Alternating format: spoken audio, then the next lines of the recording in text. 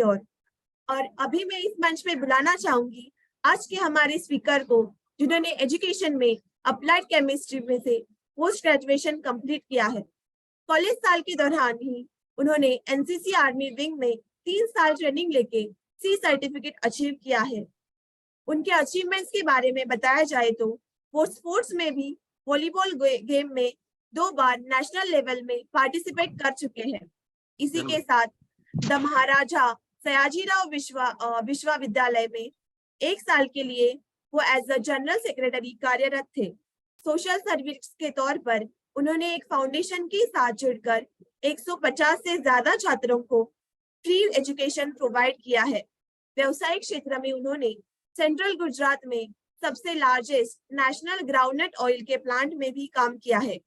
तो जोरदार तालियों से स्वागत करते हैं गुजरात स्टेट से कोडीनार तालुका से मिस्टर नितिन सिंह बरड़ जी का। Over to you sir. Okay, thank you madam. आवाज आ रही है madam? Yes sir. Okay, thank you so much.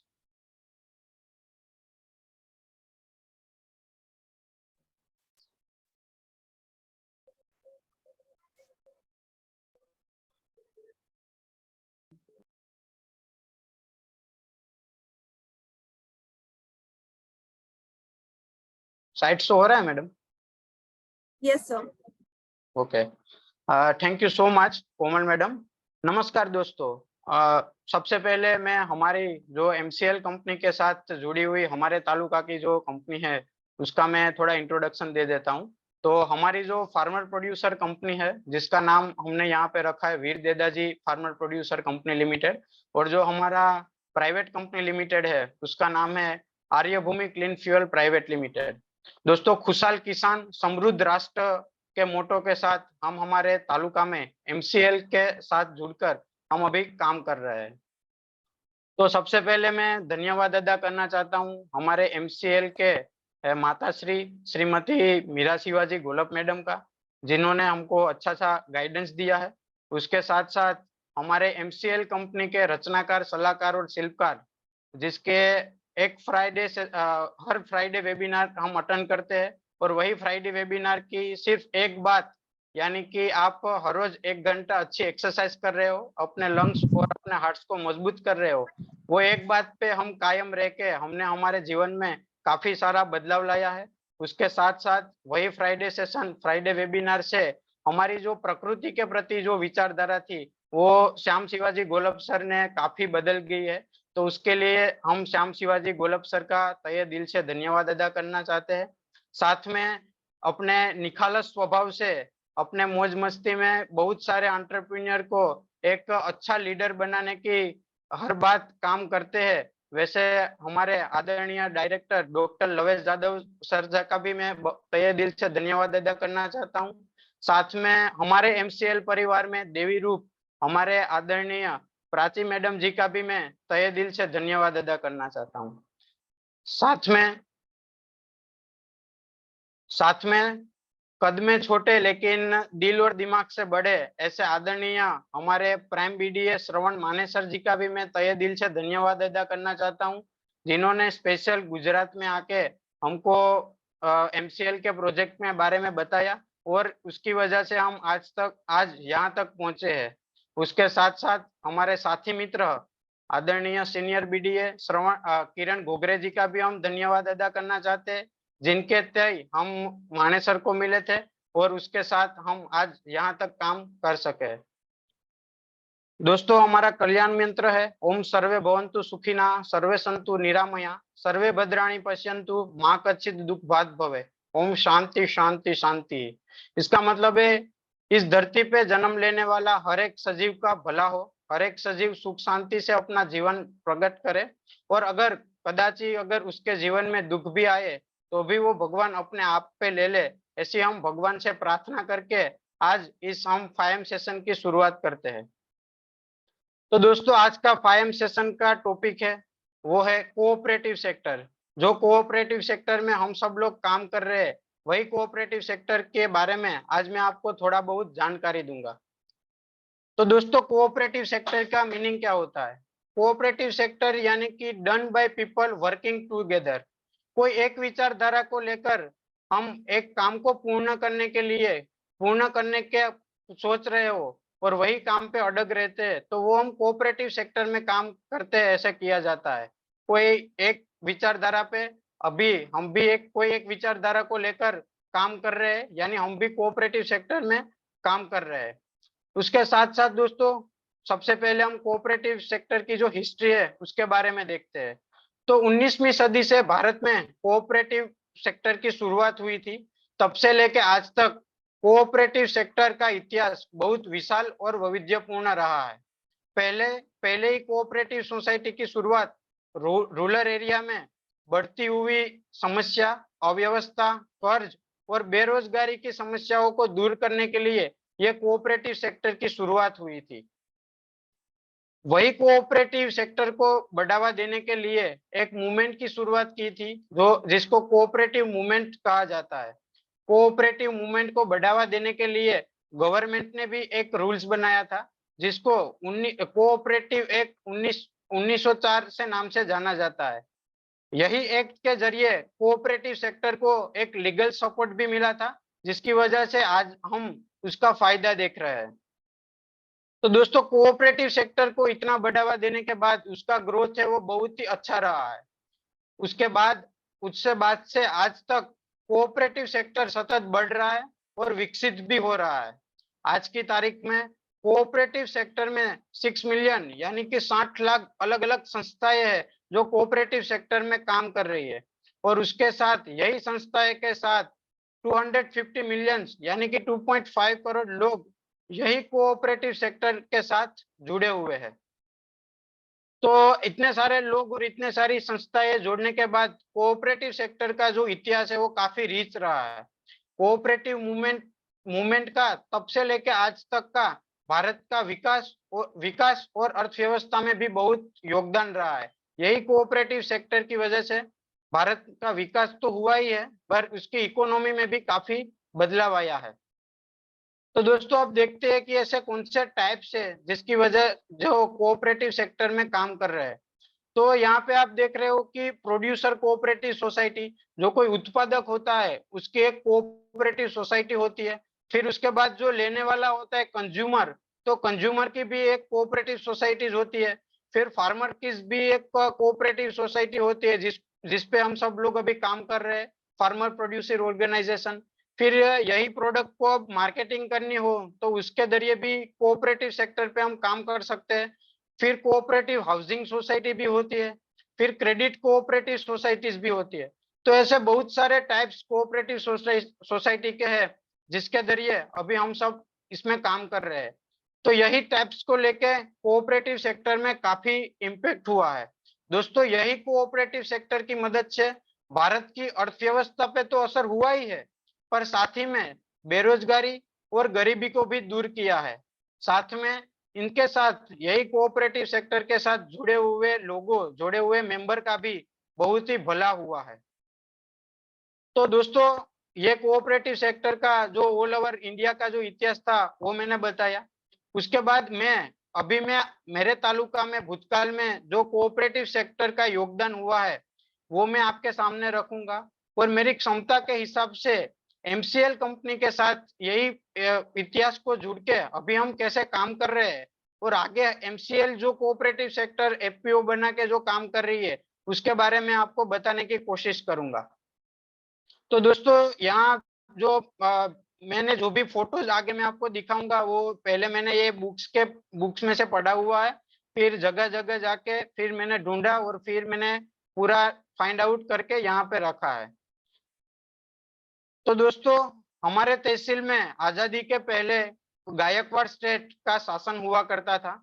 जो गायकवाड़ स्टेट का जो सोच थी वो ये सोच थी कि छोटे से छोटे आदमी स्वाभिमान के साथ अपना जीवन कैसे गुजार सके, वही सोच के साथ वो लोग काम करते हैं, वही सोच के साथ वो लोग काम करते थे। तो आइए देखते हैं कि ऐसा कैसा काम कर दिखाया जिसकी वजह से छोटे लोगों का भी भला हुआ है। तो यहाँ से मैं आपको बताना चाहता हूँ कि यहाँ से आप एमसीएल को भी कनेक्ट कर सकते हैं, कि जैसे हमने पहले वो गायकवाड़ स्टेट देखा, वहां पे आप एमसीएल भी देख सकते हो। यहाँ पे जो राजा दिख रहा है उसकी जगह पे आप शाम शिवाजी गोलब सर को भी एज्यूम कर सकते हो। तो दोस्तों हमारा यहाँ का जो गायकवाड़ स्टेट था, उनका जो आप देख रहे हैं वो महाराजा सयाजीराव गायकवाड़ तीसरे है, जो महाराजा गायकवाड़ स्टेट के राजा हुआ करते थे। उसी शासन में जब 19 की सदी के शुरुआत में कोऑपरेटिव मूवमेंट की शुरुआत हुई, तब से ये राजा ने भी अपने राज्यों में कोऑपरेटिव सेक्टर को बहुत बढ़ावा दिया और अपनी सोच से बहुत सारे लोगों का भला किया। जब ब्रिटिश शासन में 1904 में कोऑपरेटिव सेक्टर की शुरुआत हुई थी, तब गायकवाड़ स्टेट में भी ये कोऑपरेटिव सेक्टर का सिलसिला है वो शुरू हुआ था। वो हायर बिजनेस, हायर एजुकेशन और हायर लाइफ पे फॉलो करते, ये अपने जो नागरिक है उसका कैसा भला हो वो सोच के महाराजा सयाजीराव गायकवाड़ में ये कोऑपरेटिव सेक्टर की शुरुआत की। तो चलो देखते हैं कि ऐसे कौन सी व्यवस्था की शुरुआत की थी जिसकी वजह से हम आज भी ये कोऑपरेटिव इसका लाभ ले रहे हैं। तो दोस्तों जैसे हम हमारे श्याम सर बताते हैं कि अगर हमारे नागरिक कुछ अच्छे से जिंदगी जिए तो उसके घर में पैसा आना बहुत जरूरी है। लोगों का भला होगा तो ही वो अच्छे से जिंदगी जी सकते हैं। तो दोस्तों हमारा ये जो पूरा प्रदेश है वो नागेर के नाम से जाना जाता है, क्योंकि यहाँ की लैंड है वो काफी फर्टाइल है और यहाँ पे पानी भी काफी बहुत पानी भी मिलता है, एकदम मीठा पानी होता है। तो हमारे जो यहाँ के वडील पूर्वजों थे उन्होंने ये फाइंड आउट करके दिखाया कि अगर इस जमीन में हम गन्ने डालेंगे और गन्ने की फैक्ट्री की शुरुआत करेंगे तो यहाँ के किसानों को काफी सारी आमदनी मिलेगी।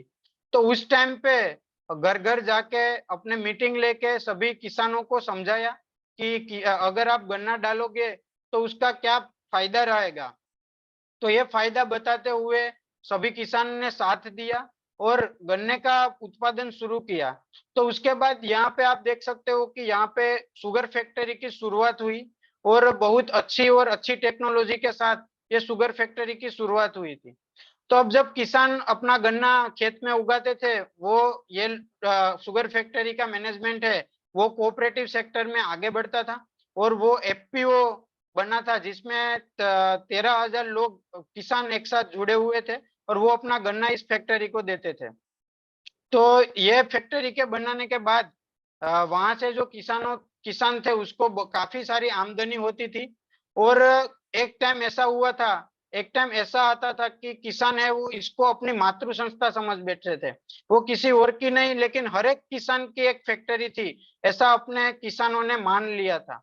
उसका कारण ये, उसके बाद उसका परिणाम ये आया था कि जब फैक्ट्री 3,000 पर टन गन्ना खरीदती थी, वही गन्ने को अगर फैक्ट्री कुछ नुकसान में होती थी तब यही किसान सामने से वही गन्ना को 1,600 रुपए में भी दे के आते थे और अपने मातृ संस्थाओं को बचाते थे। तो ये हमारा जो पहला आमदनी लेने का जो काम था वो शुगर फैक्ट्री का था। उसके बाद दोस्तों गायकवाड़ सरकार है वो एजुकेशन में काफी इम्पैक्ट डाल रहा था, क्योंकि वो सब जानते थे कि पढ़ा लिखा इंसान है वो कुछ भी कर सकता है। तो गायकवाड़ स्टेट में एजुकेशन के लेके बहुत पहले से ही काम किया है, यानी कि एजुकेशन की हेल्प से आसपास के डिस्ट्रिक्ट में भी काफी अच्छा हमको काम देखने को मिल रहा है। जैसे आप यहाँ पे देख रहे हो कि 1870 में भी हमारे यहाँ पे प्राथमिक एजुकेशन की शुरुआत हो गई थी और यह प्राथमिक एजुकेशन कंपलसरी और मुफ्त में दिया जाता था। प्राथमिक एजुकेशन के साथ साथ 5-6 गांव को मिलकर हायर एजुकेशन की भी व्यवस्था गायकवाड़ स्टेट में हुआ करती थी और 5-6 गांवों के बीच में एक हाई स्कूल की भी व्यवस्था हुआ करती थी। यही नहीं दोस्तों, जैसे आप देख सकते हो यहाँ की स्कूल का इंफ्रास्ट्रक्चर भी काफी अच्छा रहा था। तो ये जो एजुकेशन सिस्टम था वो ऐसा था कि यहाँ पे कंपलसरी एजुकेशन तो था ही और प्राथमिक लेवल पे फ्री पे भी था, पर जब हाई एजुकेशन की बात आती थी तो जो फैक्ट्री में से प्रॉफिट होता था किसानों का, वो फैक्ट्री में से ही किसानों के बच्चे को जो पैसे नहीं दे पा सकते थे उसको स्कॉलरशिप भी मिल जाती थी। जो हम सीएसआर फंड की बात करते थे वही तरह से पहले यहाँ पे जो फैक्ट्री में से पैसे भी मिलते थे और उसके साथ साथ ये जो वहां पे जो टीचर्स पढ़ाते थे उसका भी वहां पे पैसा मिलता था। अंत में एजुकेशन को लेके एक ऐसी व्यवस्था होती थी जिसके जरिए आपको अपने बच्चे को पढ़ाना हो तो पढ़ाने के पैसों की चिंता आपको नहीं करनी थी, क्योंकि वो पैसा तो कैसे भी करके फैक्ट्री अरेंज कर ही देती थी। तो दोस्तों यहाँ पे ऐसे एजुकेशन हुआ करता था। उसके बाद सबसे पास्ट में भूतकाल में साहूकार लोगों का बहुत बड़ा एकदम किसानों और नागरिकों के प्रति बहुत तुरुष व्यवहार रहा था। साहूकार यानी कि जो ब्याजखोर होते हैं वो। तो जब भी किसान है वो अपने पैसे की जरूरत होती थी तो पैसे वो ब्याजखोरों के पास से लेने जाते थे। तो पैसा जमाने के करने के लिए भी कुछ मोर्गेज देना पड़ता था और फिर बाद में वो पैसे वो उसके मोर्गेज छुड़ाने के लिए भी वापस से पैसे देने पड़ते थे। तो बहुत सारे ऐसी व्यवस्था के लिए बहुत सारे किसान है वो आत्महत्या करने का भी आत्महत्या करे ऐसा भी परिस्थिति का निर्माण हुआ करता था। तो ये बात जब गायकवाड़ सरकार के सामने आई तो उन्होंने यहाँ पे आके ग्राउंड लेवल पे आके देखा और वहां में जो अधिकारी हुआ करते थे मणिलाल शाह उसको यहाँ पे रजिस्ट्रार के रूप में निमा। और उसके बाद यहाँ पे एक यूनियन बैंक की शुरुआत हुई। जैसे आप देख सकते हो कि ये कोडिनार यूनियन बैंक 23 नवंबर 1912 में ये यूनियन बैंक की शुरुआत हुई, जिसके जरिए जब किसान वो फैक्ट्री में से पैसा आता था तो वही पैसा यही यूनियन बैंक में जुड़ा लेते थे। और साथ में जब पैसे की जरूरत होती थी तो बैंक है वो थापन के रूप में वो पैसे भी सभी किसानों को दे रही थी। उसके साथ साथ ये बैंक ने एक ऐसी व्यवस्था का निर्माण किया जिसके जरिए आसपास के सभी बैंक ने भी इसका आदर्श एग्जाम्पल लेके अपने तहसील में ये ऐसी बैंक की शुरुआत की। दोस्तों यही यूनियन बैंक है जिसने अपने अंडर में तहसील में बहुत सारे गांव में अपनी शाखाएं शुरू की है, जिसकी वजह से गांव के लोग आसानी से बैंक के साथ अपना व्यवहार कर सके। साथियों ये कोऑपरेटिव सिस्टम की वजह से जब आरबीआई की शुरुआत हुई तब इसके जो अधिकारी थे जैसे मैंने पहले बताया वैसे अधिकारी को अपने आरबीआई के मेन कमिटी में भी रखा गया है। और उन्होंने जब कोऑपरेटिव बैंक का शुरुआत करने का टाइम आया तब उन्होंने सबसे पहले वहां के अधिकारियों को भी बताया कि आप एक बार ये कोऑपरेटिव यूनियन बैंक है उसकी मुलाकात ले, उसके बाद आप काम करने की शुरुआत करें। तो जब भी ये आरबीआई की शुरुआत हुई उसके सिर्फ 2 साल बाद यहाँ पे जो उसका अधिकारी हुआ करते थे वो यहाँ पे स्पेशली आए, यहाँ के पूरे पूरे कोऑपरेटिव जो बैंक चल रहा था उसका फ्रेमवर्क देखा और उसके बाद यही फ्रेमवर्क में पूरे देश में कोऑपरेटिव सेक्टर की शुरुआत की है।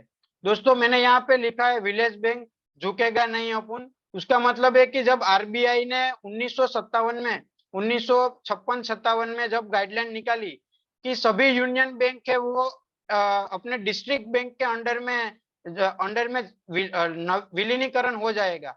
पर यहाँ की एक बैंक ऐसी थी उसके साथ भी 2-3 बैंक ऐसे थी जिन्होंने अपने को एक स्वतंत्र बैंक के रूप से ही माना और अपने स्वतंत्र रूप से बैंक से ही रहा। उसके बाद भी 2-3 गाइडलाइन आरबीआई ने दी थी वो सब मान ली गई, लेकिन ये जो पहले बात थी उस पे हमारी ये यूनियन बैंक है वो अटल रही और उन्होंने कभी भी वो बैंक है वो डिस्ट्रिक्ट बैंक के अंडर में नहीं डाला और अपने स्वतंत्र से वो रही, जिसका लाभ यहाँ आज भी यहाँ के नागरिक है वो ले रहे हैं। उसके बाद दोस्तों जो जो हॉस्पिटल से जो भी पैसा आता था तो जैसे हम भी बात कर रहे हैं अभी सीएसआर फंड के रूप से किसानों का कैसा भला हो, तो यही फैक्ट्री में से जो आमदनी होती थी तो अगर किसानों को स्वास्थ्य को सोच के वहां पे हॉस्पिटल की भी काफी अच्छी सुविधाएं पहले के जमाने में हुआ करती थी। तो जो भी किसान को अगर कोई छोटी मोटी अपने घर में बीमारी आती थी तो वहां पे उसका इलाज हो जाता था और उसका जो पैसा है वो वहां के फैक्ट्री के आमदनी में से ही डायरेक्ट मिल जाता था। और ये कोऑपरेटिव सेक्टर में भी ये हॉस्पिटल भी चलती थी, यानी कि जो पैसा वहां पे आमदनी होता था उसका कुछ परसेंटेज वो लोग सीएसआर फंड के रूप में ये हॉस्पिटल में भी देते थे। तो दोस्तों किसानों की और नागरिकों की हेल्थ को ध्यान में रख के स्वास्थ्य को ध्यान में रख के यहाँ पे रानावाला हॉस्पिटल की भी अलायदी सुविधा हुआ करती थी। उसके बाद दोस्तों एक छोटी चीज को लेके बड़ी से बड़ी चीज हम यहाँ से ले सके, और वो भी कम पैसे में, और वो भी स्वदेशी। उसके लिए यहाँ पे खरीद वेचाण संघ का भी एक अगला लेवल पे व्यवस्था की गई थी, जहाँ के आपको हर एक छोटी से छोटी चीज यहाँ से मिल जाती थी। तो दोस्तों ये हमारे तहसील में कोऑपरेटिव सेक्टर है, उसकी जो नींव थी वो मैंने आपके सामने रखी। मैं थोड़ा आगे जाके आपको हमारे एमसीएल के साथ इसको कनेक्ट करके समझाता हूँ। जैसे मैंने पहले बोला, यहाँ पे आप एमसीएल कंपनी भी देख सकते हो। उसके बाद यहाँ पे श्याम शिवाजी गोलब सर, जिसकी विचारधारा से आज बहुत सारे लोग प्रभाव होके अपने अपने तहसील में काम कर रहे हैं। तो ये जो फैक्ट्री है, वहां पे हम हमारी एमसीएनजी और एमकोल की फैक्ट्री देख सकते हैं, जहाँ पे किसानों का भला होगा। किसान, जैसे श्याम सर अभी अपने विचार से बता रहे हैं, सैटरडे सेशन और लोगों के साथ मिलाप, ये 15,000 मेंबर है, वो क्यों जरूरी है? उसके साथ ये जो 15,000 लोग हमारे साथ जुड़ेंगे और वहां पे जो आमदनी होगी, तो उसके बाद ये सभी किसान, वो अपनी फैक्ट्री है और अपनी एक मातृ संस्था है, वैसे बढ़ के काम करेगा। तो यहाँ पे भी जो प्रॉफिट होगा, वो हम, एजुकेशन है वो मोस्ट इम्पोर्टेंट है, तो हम ये जो 20% सीएसआर फंड की बात कर रहे हैं, तो वो हम एजुकेशन में भी दे सकते हैं। उसके साथ साथ अभी तो बहुत सारे बैंकीज है, बट अगर कहीं जगह पे ये अवेलेबल नहीं है, जहाँ पे अभी भी साहूकार और ब्याजखोरों का जो नुकसान है वो हो रहा है किसानों को, तो हम वहां पे यूनियन बैंक या बैंक की भी कुछ व्यवस्थाएं कर सकते हैं। उसके बाद दोस्तों, यही फैक्ट्री जो हमारा एमसीएनजी और एमकोल का जो प्रोजेक्ट लगेगा, वहीं के 20% सीएसआर फंड में से हम हमारे किसानों का किसानों के स्वास्थ्य के लिए हम हॉस्पिटल की भी व्यवस्था अपने तहसील में कर सकते हैं। उसके बाद दोस्तों, जैसे अभी हम पिछले कुछ समय से हम इको फ्रेंडली प्रोडक्ट की बात कर रहे हैं, हम एम किचन की भी बात कर रहे हैं, तो ये जो एम काफे है उसको भी हम यहाँ पे देख सकते हैं। तो यहाँ पे हमारा भी एक एमसीएल का भी एक ऐसा खरीद वेचाण संघ, यानी कि जो एमवीपी होगा, वहाँ के आपको सोई से लेके सबसे बड़ी से बड़ी आपकी जीवन जरूरियात की जो चीज है, वो यहाँ पे मिलेगी।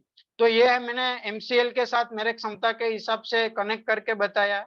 अब वापस कोऑपरेटिव सेक्टर की मैं बात करूं, तो दोस्तों जैसे कोऑपरेटिव सेक्टर के बहुत सारे फायदे हैं, वैसे उसके चैलेंजेस भी काफी सारा है।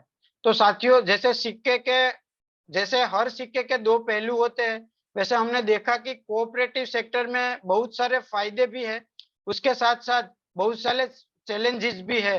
जैसे चैलेंजेस का भी हम लोग सामना कर रहे हैं, जैसे कि lack of access to capital, फिर lack of skill management, lack of awareness among the people. वैसे बहुत सारे चैलेंजेस है जिसका हम सामना कर रहे हैं, पर मैं आपको बता रहा हूँ कि ऐसे ये सभी मैंने जो बताया, वो सभी का चैलेंजेस का सामना अभी एमसीएल कंपनी है, वो हमको कैसे उसका सामना करना है, वो सभी चीज हम बता रहे हैं। उसके बाद साथ ही में बहुत सारी अपॉर्चुनिटी भी कोऑपरेटिव सेक्टर में है, जैसे कि मैन्युफैक्चरिंग और रिटेल मार्केटिंग के साथ कोऑपरेटिव लेवल में हम आगे बढ़ सकते हैं। उसके बाद हम इंश्योरेंस और पेंशन से लेके भी कोऑपरेटिव सेक्टर की शुरुआत कर सकते हैं। एजुकेशन लेवल पे भी हम कोऑपरेटिव सेक्टर में की काम कर सकते हैं।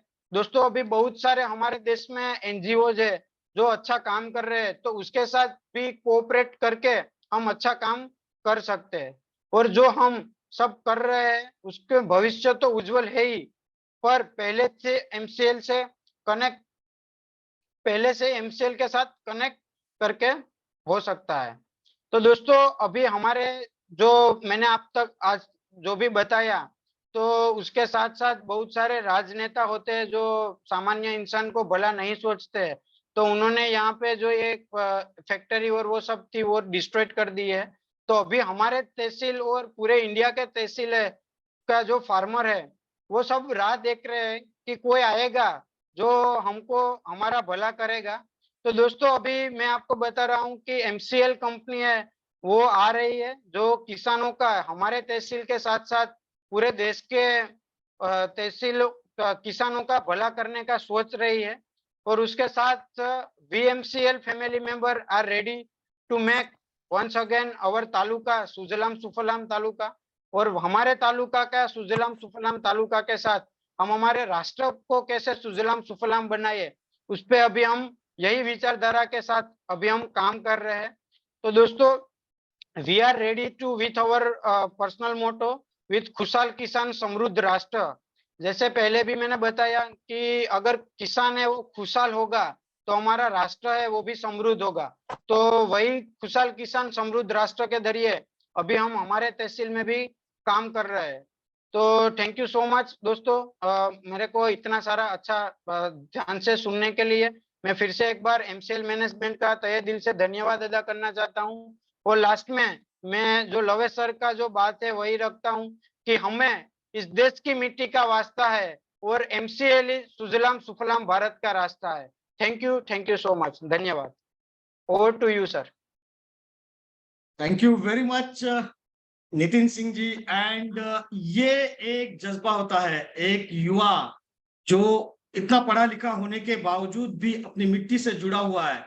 तो दोस्तों, आज आपने जो कुछ भी बातें यहाँ पर सीखी, देखी, सुनी नितिन सिंह जी से, तो आप ये देख सकते हैं कि हमारा भारत बदल रहा है।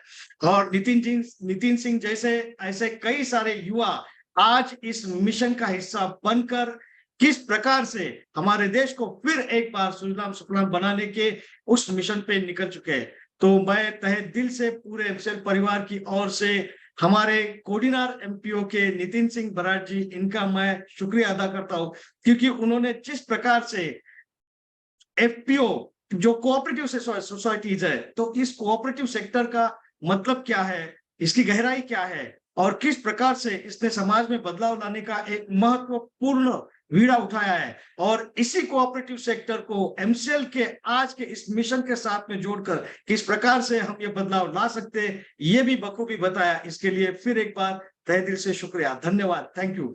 दोस्तों, यही बात है कि ये जो आज का कोऑपरेटिव सेक्टर है, जो आज बात हमारे सामने नितिन सिंह जी ने रखी है, उसी को मैं आगे लेकर जाऊंगा। ये कोऑपरेटिव सेक्टर एफपीओ जो हम गठन कर रहे हैं, और उस एफपीओ के तहत हम जो किसानों के साथ में जुड़ रहे हैं, उससे आगे चलकर किसानों का क्या फायदा होगा और हम किस प्रकार से हमारी जो बेसिक जरूरत है हमारे गांव की, हमारे ग्राम पंचायतों की, जो हमारी बिजली, सड़क, पानी, शिक्षा, हेल्थ, ये सारी चीजों के ऊपर हम किस प्रकार से काम करेंगे, ये देख रहे हैं। लेकिन इसके पहले हमें हमारे जो किसान भाई है, हमारे जो ग्राम पंचायत के जो मेंबर्स है, जो हमारे एफपीओ के साथ में जुड़े, उनके साथ में हर हफ्ते मिलना है, उनके साथ जुड़ना है और उन लोगों को इस फायदों के बारे में बताना है, ताकि इस मिशन का एक अहम हिस्सा वो बन पाए। और उसी का नाम है सैटरडे सेशंस। दोस्तों, आई एम श्योर कि आप सभी लोग अपने अपने तालुकाओं में, अपने अपने तालुका के ग्राम पंचायतों में इन सैटरडे सेशंस जो है वो कंडक्ट करते होंगे। लेकिन अब इसे एक अच्छे तरीके से आगे लेकर जाने के लिए, इसे एक साइंटिफिकली इन्हें नोट डाउन करने के लिए एक बड़ी सिस्टम अब आपको इंट्रोड्यूस करने का समय आ चुका है। जी हाँ दोस्तों, आज के इस कोऑपरेटिव सेक्टर के इस सेशन के बाद में हम आज ये 21st सेंचुरी में जो रह रहे हैं, तो इसका आधार लेकर, जो ग्लोबलाइजेशन चल रहा है उसका आधार लेकर हम किस तरह से इसे डिजिटलाइज कर सकते हैं, इसका एक छोटा सा ट्रेनिंग सेशन आज हम आपके सामने प्रस्तुत करने जा रहे हैं। जी हाँ दोस्तों, आप सभी लोगों से ये रिक्वेस्ट है कि कृपया आप अपना पेन पेपर लेकर बैठ जाइएगा, ताकि आज के अभी जो आने वाला सेशन है, इसमें जो कुछ भी डिटेल्स आपको बताई जाए, आप इसे नोट कर पाए। और साथ ही साथ आप लोगों को जो सॉफ्टवेयर अभी इंट्रोड्यूस किया जाएगा, उस सॉफ्टवेयर का आप लोगों को इस्तेमाल करना है। जी हाँ दोस्तों, आज के बाद आपके सारे सैटरडे सेशंस का जो लेखा जोखा है वो हमें एक क्लिक के ऊपर मिल जाए, इसकी व्यवस्था ऑलरेडी एमसीएल ने कर दी है, और वही सॉफ्टवेयर अब आपके सामने हम इंट्रोड्यूस करने जा रहे हैं। तो दोस्तों, जस्ट अ मिनट।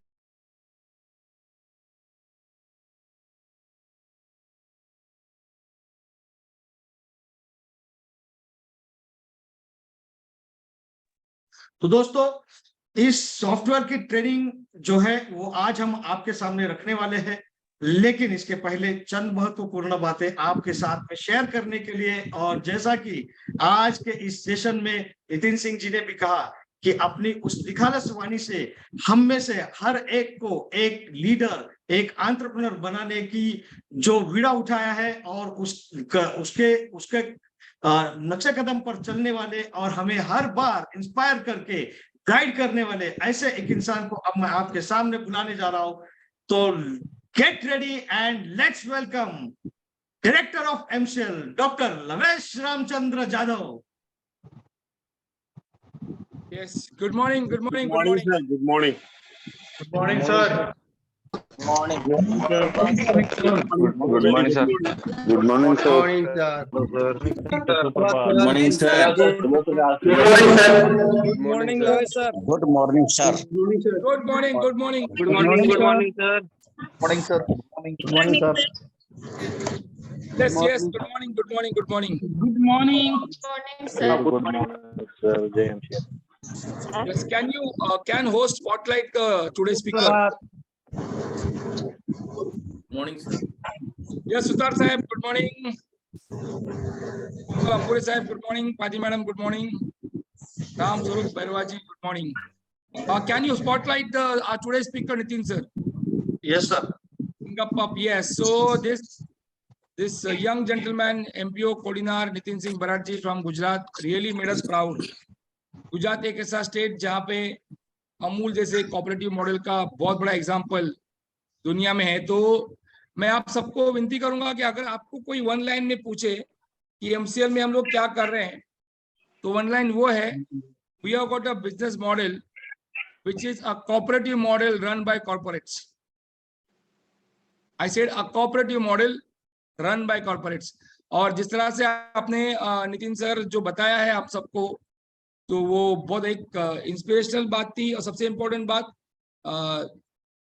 बड़ौदा के महाराज के जो अपने जो उनकी कार्य की यहाँ पे इंट्रोडक्शन किया, वो एक अपने आप में अलग स्टोरी है, अलग इतिहास है, और वो इतिहास हमारे लिए प्रेरणादायी है। So thank you Nitin sir, you have done a wonderful job at such young age. You are thinking about India, and whenever when I was looking at you, listening at you, I remember our days when 23 years back we have decided, जब हमने decision लिया कि हम भारत के लिए एक अलग यंत्रणा खड़ी करेंगे, चाहे जितने भी प्रॉब्लम्स आए, चैलेंजेस आए। तो हमारी भी एज आपके जैसी थी। तो it's wonderful thing sir to आपके ऐसे यंग बंदों को सुबह सुबह सुनना। ये हमने जो 23 साल पहले कसम खाई थी वो सही रास्ते पर है, ये इसका मिसाल है। बाकी सब चलता है। But thank you very much my dear friend, you are a star and amazing.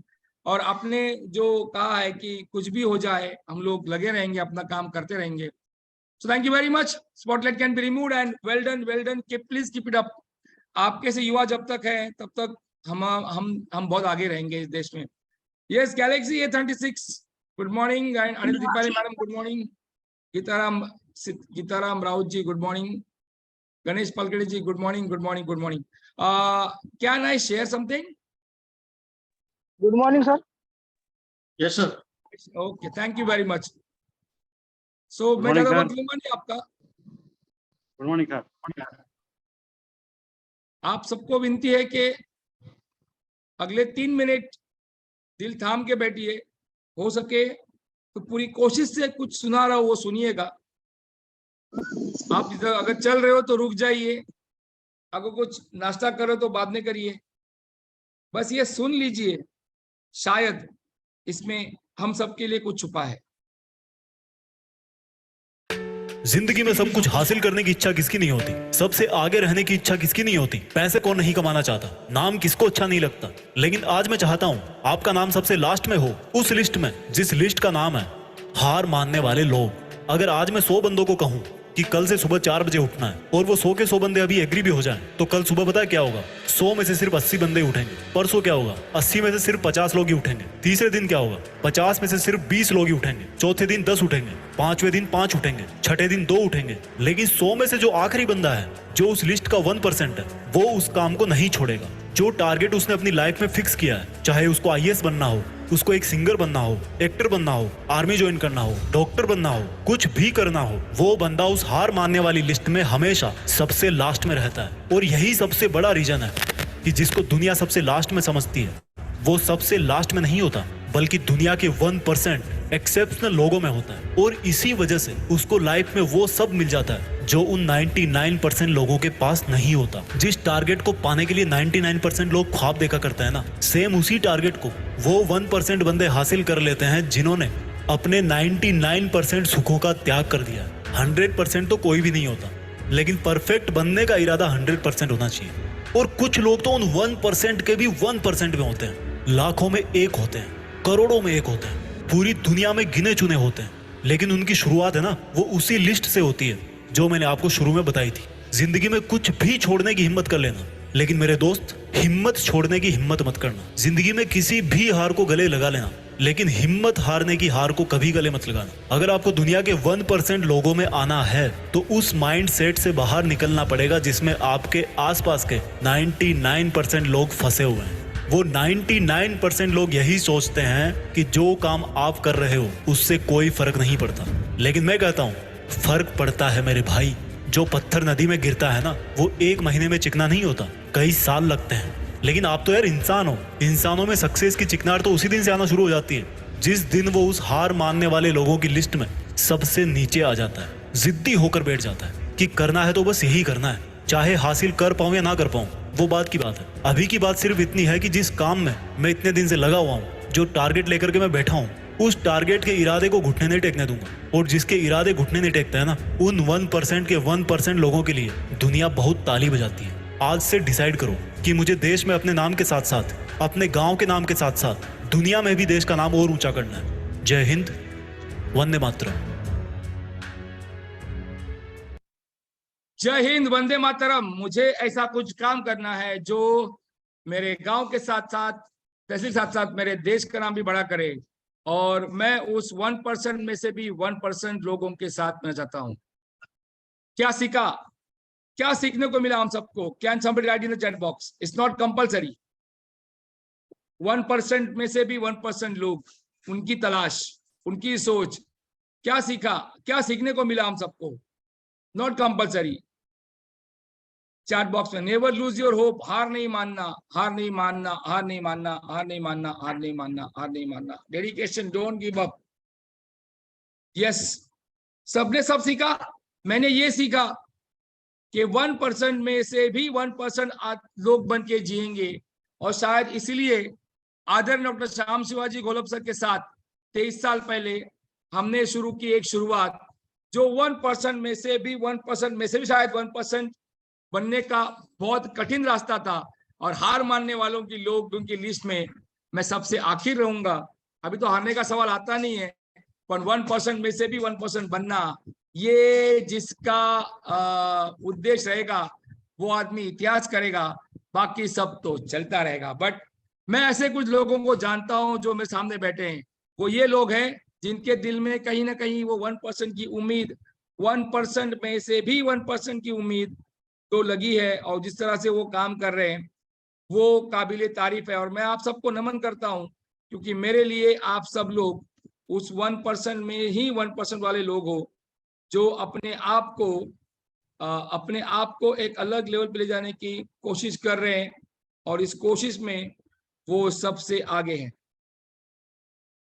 तो यही थॉट था एक्चुअली कि कैसे 1% में से भी 1% लोग होते हैं।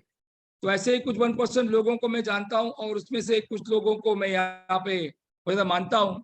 Mister Harihar Mayekar, Mr Shrinivas Dhotre, Mr Mahesh Nandrekar, Mrs Shobhana Lodwal माफ करिए, Mr Anil Yadav, doctor Mohammad Shubh Sagar Sandila, Sandeep Datir, Raghubhai Chavda Bhavnagar, Avinash Pokar, Jagdish Bhojani ji, Sangeeta Kandhare, Mr Kandhare, Manoj Mahajan, Bajula Dahajan, विशाल कोडाटे, मनोज, कांति कुमार पाटिल, जिस ये बंदा धुरंधर है, इसमें कोई दो राय नहीं, राजू मेहतारी, त्रिपुरा जी सिंह, सतीश कोड़ावे, संतराम घेर एंड मिस्टर बालू तांबोली। तो ये वो लोग हैं जो 100 सुपर ब्रेन्स क्लब के हमारे फाउंडर मेंबर्स हैं, और ये वो लोग हैं जो इस सोच से शायद काम करते हैं कि मैं हार मान ली सबसे एंड में आऊंगा और मैं उन 1% में से भी 1% बनूंगा, और वो रास्ता कभी भी आसान नहीं होता, बट इससे इन लोगों को फर्क नहीं पड़ता। ये सब लोग हैं जो दिल में ठान लेते हैं और अपनी खुद की शक्ति को मान लेते हैं और कर दिखाते हैं। ये छोड़ते नहीं है किसी भी हाल में। Harihar Mayekar, Shrinivas Dhotre, Harihar Mayekar young petrochemical sector में काम कर बंदा, धोत्रे गुरुओं के गुरु, नांद्रेकर द कमिटमेंट मैन, सोलोडोल मैडम अपने टीम के साथ में काम करते हैं, अनिल यादव जी, सुएब सागर सांडीला से, दाती साहब आहिस्ता है, रघुभाई चावड़ा, वो कहते हैं कि मैं हर बार जब भी मौका मिलेगा मैं 1% में से 1% में रहूंगा। अविनाश पोकर जी, जगदीश भोजानी जी अपने राह पर चलते हुए, कंदर जी अपना चलते हुए, ये बंदा धुरंधर से कोई दो राय नहीं, इसका भी मानना है कि मुझे 1% में से 1% रहना है। क्रांति कुमार पाटिल एक ट्राइबल एरिया में काम कर रहा है, पर उसकी सोच तो शायद ये बहुत दुनिया से आगे है। विशाल कोडाटे, इस बंदे का नाम याद रखना, ये कर्नाटका में नहीं, ये पूरे वर्ल्ड में अलग लेवल पे जाएगा। एंड मनोज महाजन, अलग तरह की सोच के इंसान, ये वो लोग जिनके मैं बता रहा हूँ, ये ऑलरेडी एमसीएल के 100 सुपर ब्रेन क्लब में पहुंच गए। Mr Raju Mehtari, Tripura ji Singh, Satish Kodwe, the one of the excellent leader, one of the finest leader of Radhanagari, and Santram Ger ji, जिनका जिंदगी ही ऑर्गेनिक फूड के लिए है, और बालू तांबल उनके सहयोगी। तो आप देख रहे हैं कि ये सब लोग, ये 1% में से भी 1% लोग हैं जो अपनी जिंदगी में कुछ अलग काम करके दिखाएंगे। जैसे उन्होंने कहा था कि ऐसा कुछ काम करेंगे, तो मैं आप सब लोगों को बता रहा हूं, ये खुद को सोचिएगा। नंबर 1 ये लिख लीजिए अगर आपके अपने पेन है तो। मैं चाहता हूं कि जब भी आप 5M में आए तो आप बताते हैं आप लोगों को, ये एमसीएल के प्रोग्राम बताते हैं कि आप पेन, पेपर और पानी की बोतल साथ में रखिए। तो मेरा पानी का बोतल साथ में है, टाटा का कॉपर, आप भी टाटा का कॉपर पानी पी सकते हो, ये स्पॉन्सर्ड नहीं है। तो मैं से आपको ये पूछूंगा कि 1% में से 1% हम हैं तो क्या है, नहीं है तो उसमें आने के लिए क्या कर सकते हैं, या मुझे आना ही नहीं है, इसका आप जवाब जरूर ढूंढिएगा। मेरे लिए आप सारे 1% हो, बट ये वो बंदे हैं जिनको हमने बोला लास्ट 2 हफ्ते पहले, उन्होंने ये नहीं सोचा इससे क्या होगा। इनको ये पता था कि एमसीएल वाले 23 साल से जो बोलते हैं वो करके दिखाते ही है।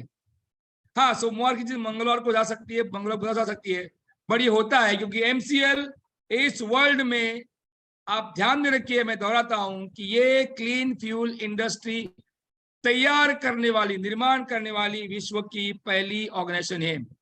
गली कुचे में, शहरों में, गांवों में कहीं ना कहीं एकाध दूसरा प्रोजेक्ट लगाने वाली कंपनी आपको मिलेंगी, बट एकाध प्रोजेक्ट लगा के अगर चलाना होता तो कोलार को चला के, मतलब अलग तरीके चला के ऐश आराम की जिंदगी एमसीएल चला सकते थे, पर एमसीएल का मॉडल ही अलग है।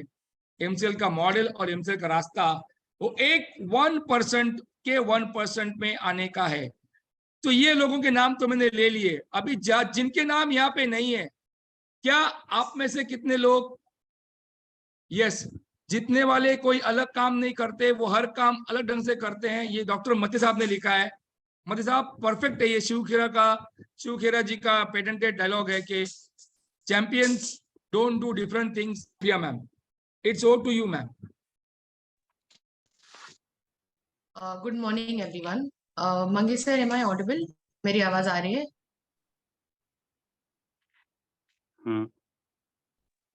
Yes ma'am.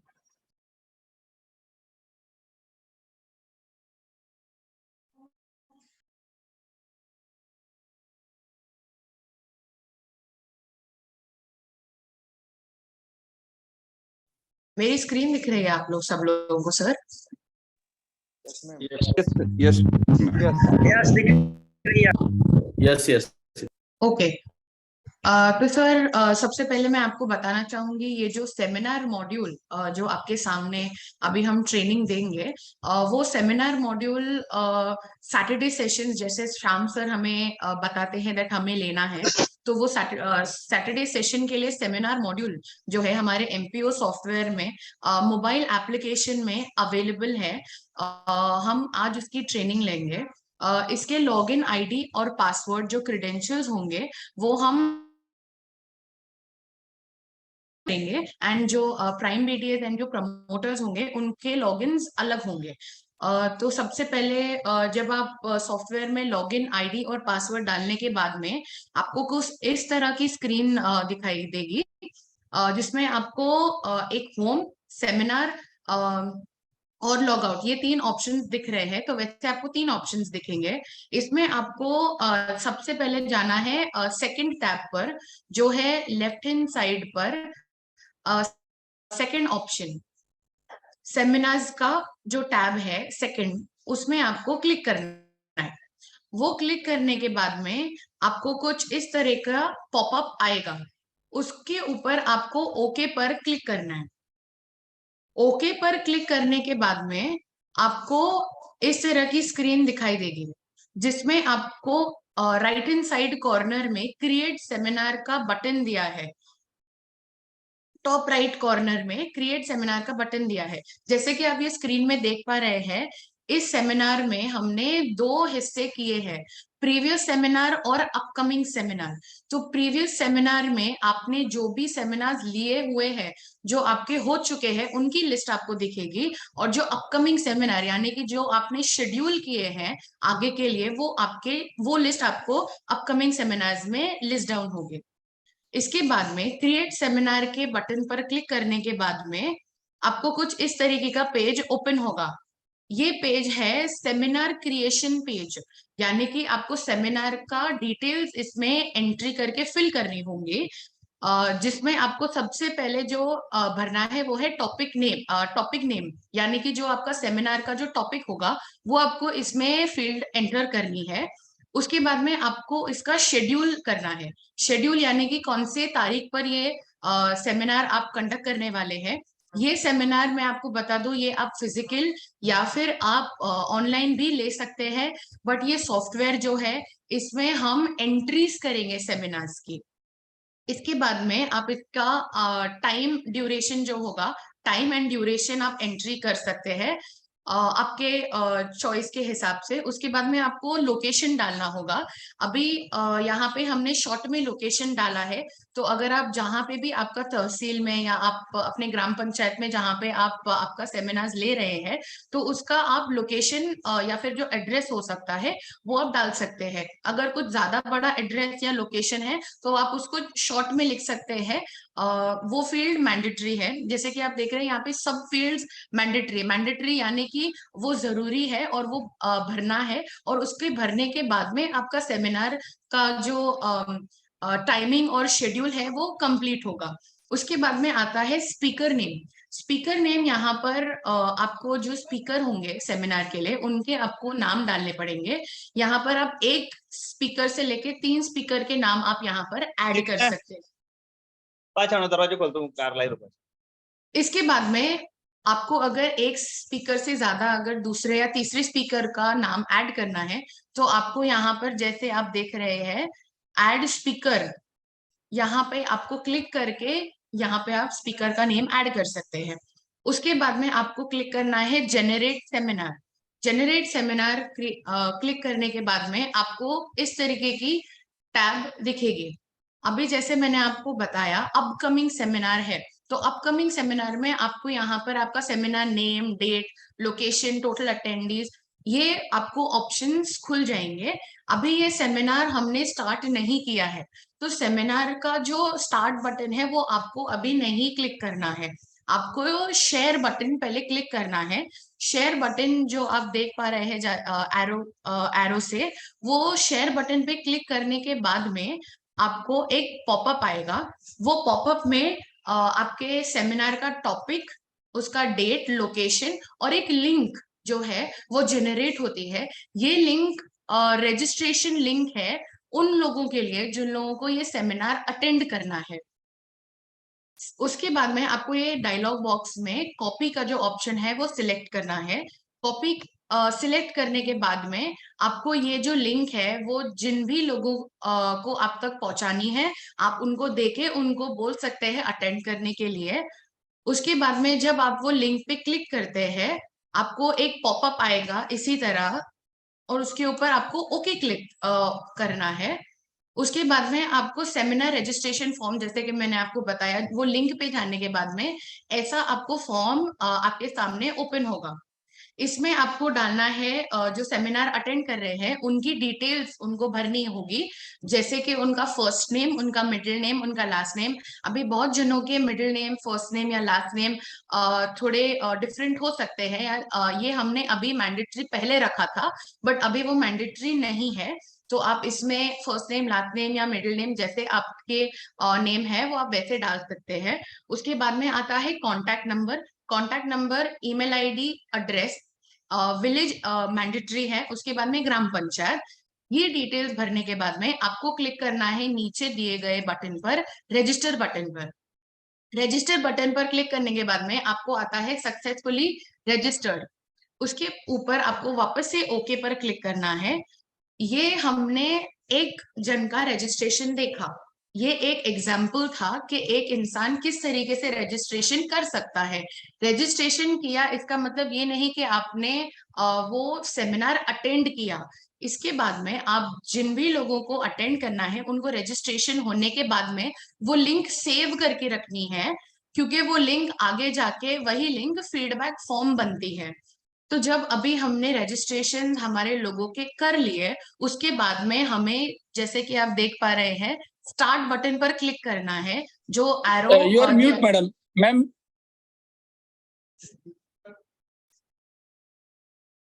स्टार्ट बटन पर आपको क्लिक करना है। क्लिक करने के बाद में आपको कुछ इस तरीके से ऑप्शन ओपन होगा। आपको ऑप्शन एनेबल होगा स्टॉप सेमिनार का, अटेंडेंस का, ये दोनों आपको ऑप्शंस दिखेंगे। अब इसके बाद में आपको क्लिक करना है, जैसे कि मैंने आपको बताया रजिस्ट्रेशन इसके पहले हो चुकी है। रजिस्ट्रेशन होने के बाद में हमें जो रजिस्ट्रेशन में किए गए लोगों की अटेंडेंस है वो लेने के लिए हमें अटेंडेंस के टैब पर क्लिक करना है।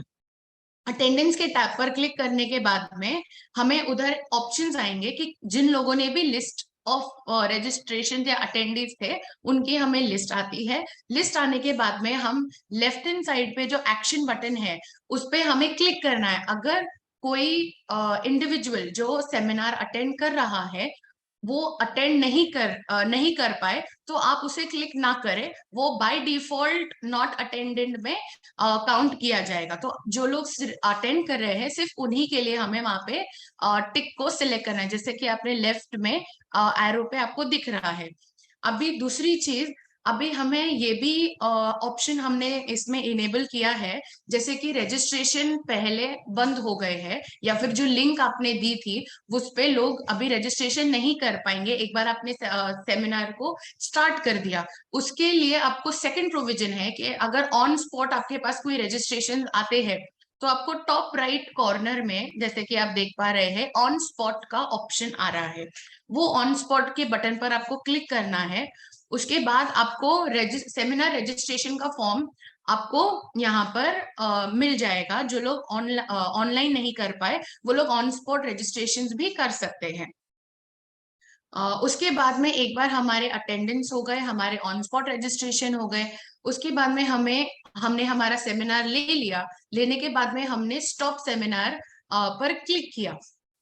स्टॉप सेमिनार पे क्लिक करने के बाद में जैसे कि मैंने आपको बताया सबसे पहले जो हमने लिंक, जो रजिस्ट्रेशन की लिंक थी वो हमारी रजिस्ट्रेशन की लिंक स्टॉप सेमिनार का बटन दबाने के बाद में हमारी बन जाती है फीडबैक लिंक। वो फीडबैक लिंक हमें उसको फिल करनी है कि हमने आज का जो भी शेड्यूल्ड सेमिनार या वेबिनार था वो अटेंड किया और उसका जो रजिस्ट्रेशन या अटेंडी है उनको उनका रिव्यू शॉर्ट में या जैसे भी अगर आपको कन्वे करना है वो आप फीडबैक में दे सकते हैं, जिसमें आपको फीडबैक में भी आपके डिटेल्स लगेंगे, जैसे कि आपका नेम, जैसे मैंने आपको बताया first name, middle name, last name, ये पहले मैंडेटरी था अभी मैंडेटरी नहीं है। उसके बाद में आपका मोबाइल नंबर, उसके बाद आपको रेटिंग देना है वो वेबिनार को कि आपको ज्यादा से ज्यादा पसंद आया। उसके बाद में फीडबैक यानी कि अगर आपको कोई चीज कन्वे करनी है उस वेबिनार के लिए या उस सेमिनार के लिए जो आपने अटेंड किया है उसके लिए आप वहां पर हमने एक फील्ड दी गई है वो आप उसमें एंटर करके अपना फीडबैक दे सकते हैं। उसके बाद में आपको करना है सबमिट बटन पर क्लिक करना है। सबमिट बटन पर क्लिक करने के बाद में जो आपका फीडबैक होगा, जो भी अटेंडीज ये अटेंड कर रहे हैं, जो रिव्यूज दे रहे हैं सेमिनार के, वो सारे हमारे पास फीडबैक आ जाएंगे। जैसे कि आपको अभी नेक्स्ट स्क्रीन पर दिख रहा है, फीडबैक का जो ऑप्शन है वो क्लिक करने के बाद में हमें फीडबैक्स की यहाँ पे लिस्ट दी जाएगी कि जिन्होंने वेबिनार अटेंड किया और जिन्होंने हमें जो उनके फीडबैक है वो हमारे लिस्ट में आए हैं और उन्होंने क्या क्या फीडबैक हमें दिया है। Thank you. Thank you Sophia ji for giving. तो एक ही इसका